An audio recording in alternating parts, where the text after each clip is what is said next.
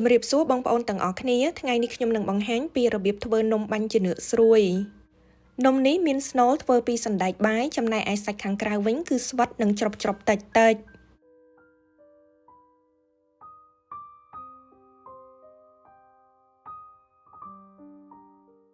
អញ្ចឹងយើងមកចាប់ផ្ដើមទាំងអស់គ្នានេះគឺជាគ្រឿងផ្សំក្រុមទី1សម្រាប់ធ្វើស្នូលសណ្តែក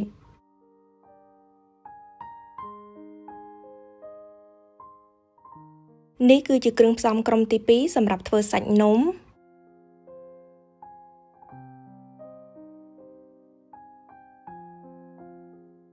គ្រឿងផ្សំក្រុមទី3សម្រាប់ធ្វើទឹកខ្ទិះដូងខាប់ដែលមានរសជាតិផ្អែមនិងប្រៃតិច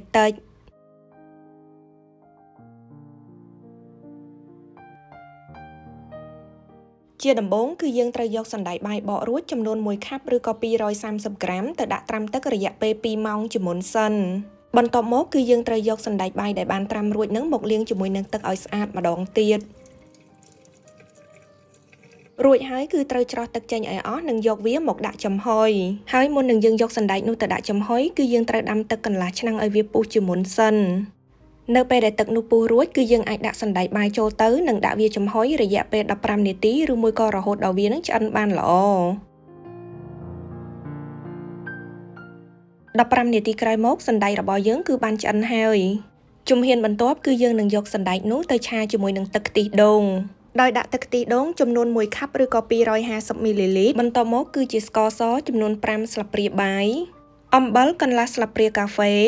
ចាក់ចូលអស់គឺយើងត្រូវកូរស្ករនិងអំបិលឲ្យរលាយសព្វនៅក្នុងទឹកខ្ទិះដូងនោះបន្ទាប់មកគឺយើងត្រូវចាក់សណ្តែកដែលយើងបានចម្អិនរួចនឹងចូលទៅរួចហើយគឺយើងត្រូវឆាសណ្តែកនៅក្នុងទឹកខ្ទិះដូងលើភ្លើងមធ្យមរហូតដល់វាដាច់ទឹក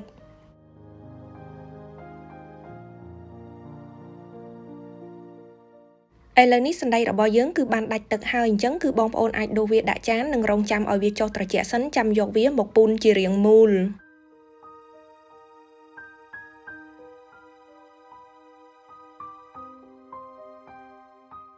នៅពេលនេះស្នូលសណ្តែកគឺធ្វើបានរួចរាល់ហើយជំហានបន្ទាប់គឺយើងនឹងលាយម្សៅដើម្បីធ្វើសំបកនំម្ដងជាដំបូងគឺយើងត្រូវយកស្លឹកតើយចំនួន5សន្លឹកមកកាត់ជាកំណាត់ខ្លីៗ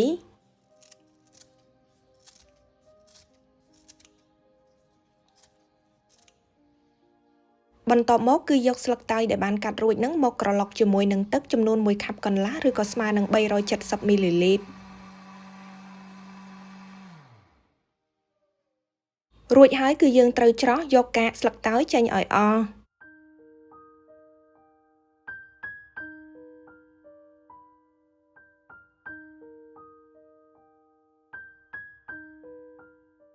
ឥឡូវនេះគឺយើងអាចចាប់ផ្ដើមលាយម្សៅបានហើយដោយចាក់ម្សៅឆាចំនួន1ខាប់ឬក៏140ក្រាមចូលទៅម្សៅសណ្តែកចំនួន4ស្លាបព្រាបាយឬក៏ស្មើនឹង40ក្រាមស្ករស4ស្លាបព្រាបាយចាក់ចូលអស់ហើយគឺយើងត្រូវកូរច្របល់គ្រឿងស្ងួតទាំងអស់នោះឲ្យចូលគ្នាបានសព្វល្អបន្ទាប់មកគឺយើងត្រូវដាក់ទឹកស្លឹកតើយចំនួន1ខាប់កន្លះឬក៏ស្មើនឹង370មីលីលីត្រចូលទៅរួចគឺត្រូវកូរច្របល់រហូតដល់ម្សៅរលាយសព្វនៅក្នុងទឹកស្លឹកតើយនោះ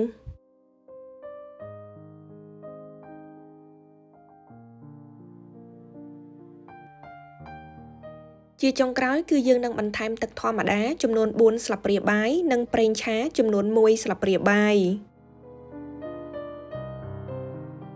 កូរច្របល់ទឹកម្សៅម្ដងទៀតរួចហើយគឺយើងអាចលើកវាទៅដាក់នៅលើភ្លើងបាននៅពេលដែលយើងចាប់ផ្ដើមកូរដំបូងគឺយើងត្រូវប្រើភ្លើងមធ្យមយើងត្រូវកូរទឹកម្សៅនៅលើភ្លើងឲ្យជាប់ដៃរហូតដល់វាឡើងខាប់នៅពេលនេះម្សៅរបស់យើងគឺចាប់ផ្ដើមឡើងកកដុំៗហើយអញ្ចឹងគឺយើងត្រូវបន្ថយភ្លើងមកនៅកម្រិតទាបរួចបន្តកូរវាឲ្យជាប់ដៃរហូតដល់វាក្លាយទៅជាដុំស្អិត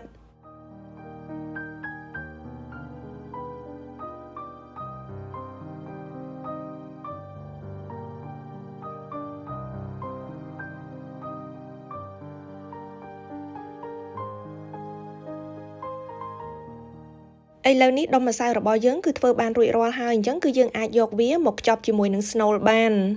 ហើយមុននឹងយើងចាប់ផ្ដើមវេចខ្ចប់គឺយើងត្រូវត្រៀមកូនចានដោយលាបជាមួយនឹងប្រេងឆា បន្តិច បន្ទាប់មកគឺយើងត្រូវដាក់ស្ករសចំនួន1ស្លាបព្រាបាយ បន្ទាប់មកគឺយើងត្រូវដាក់ទឹកស្លឹកតើយចំនួន1ខាប់កន្លះឬក៏ស្មើនឹង370មីលីលីត្រចូលទៅរួចហើយគឺយើងត្រូវកូរច្របល់រហូតដល់ម្សៅរលាយសព្វនៅក្នុងទឹកខ្ទិះដូងនោះបន្ទាប់មកគឺយើងត្រូវច្រោះយកកាកស្លឹកតើយចេញឲ្យអស់ ត្រៀមកូនចានរួចរាល់គឺយើងត្រូវបេះដុំម្សៅបន្តិចមករួចហើយគឺយើងត្រូវប្រើម្រាមដៃដើម្បីឆ្លីវាឲ្យចេញជារាងសំប៉ែតបន្ទាប់មកគឺត្រូវយកស្នូលសណ្ដែកមកដាក់ចំកណ្ដាលនិងខ្ចប់វាឲ្យជិត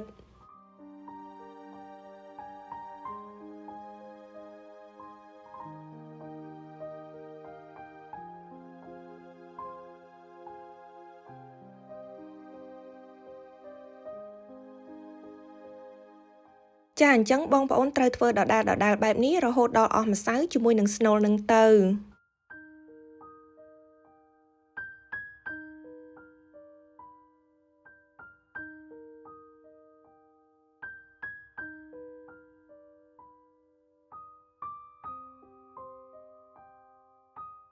នៅពេលនេះនំរបស់យើងគឺធ្វើការវេចខ្ចប់រួចរាល់ហើយអញ្ចឹងគឺយើងអាចយកវាទៅដាក់ចំហុយបាន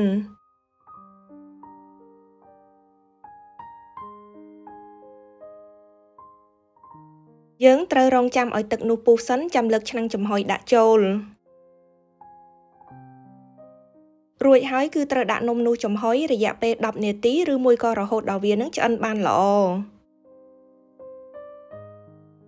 10នាទីក្រោយមកនំរបស់យើងគឺបានឆ្អិនហើយសាច់របស់វាគឺឡើងថ្លាបែបនេះអញ្ចឹងបងប្អូនអាចទុកនំបាញ់ចានឿកស្រួយនោះមួយឡែកសិន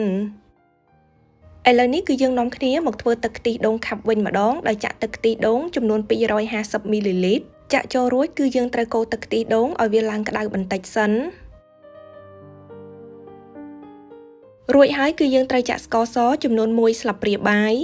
អំបិល1/4ស្លាបព្រាកាហ្វេបន្ទាប់មកគឺយើងត្រូវកូរស្ករនិងអំបិលឲ្យរលាយសព្វនៅក្នុងទឹកខ្ទិះដូងនោះ